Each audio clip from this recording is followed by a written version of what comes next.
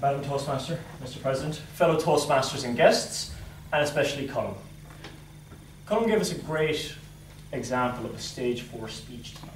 He met all his objectives clearly and concisely. The objectives being select the right words and sentences to communicate your idea clearly. Now, I think Colm did this with great mastery.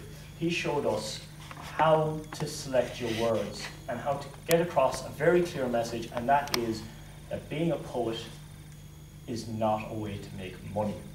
It is a very hard lifestyle choice, and you need to be a very hardened individual to survive doing it. But you can do it as a labour of love rather than for material gain. I believe that was the overall feel of Colm's speech. Next thing was to use rhetorical devices to enhance and emphasise your idea. Now this is used to rule of threes, similes, and he had a very good simile. He said, like throwing a rose petal into the Grand Canyon and waiting for an echo, as being how much money you're going to make when you release a book of poetry, thinking you'd be a millionaire. He had very good use of the rule of 3 as well, with taste, touch, and smell within it, and it's rule of 3 being the ability to put 3 things together to emphasize your point. The next thing was to eliminate jargon. Now, I don't believe there was any jargon or unnecessary words used within this speech by Colm. He kept it very concise, very clean, and very clear. And his grammar was correct all the way through as well. Now, Colm had great projection. You could hear him. I was sitting on the far end of the room. I could hear him clearly, and I could see him very well in the room. However, I do feel that Colm, you were back here a small bit. If you want to use the room more, just as a suggestion, come forward, move out here, and I know you use your notes. Turn it that way.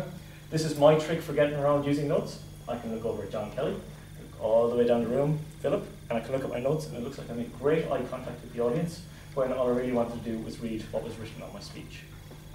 Now, the other thing you asked me to look for when I spoke to you before the meeting was that you had a glass of water. And I did notice you made a concerted effort, you had it here on the table, and when you needed it, you used it. That was great. 2 small recommendations that I would like that in. One is, don't say sorry. Never say sorry as a Toastmaster. You don't need to. You're up here, you're giving a speech. Don't apologise.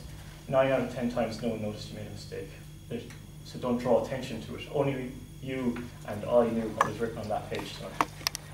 The other thing as well, it's gone completely out of my head. So obviously it wasn't important. Colm, that was a fantastic speech. It was really well put together, and you met your objectives with ease and grace. Looking forward to seeing your next speech. Thanks very much.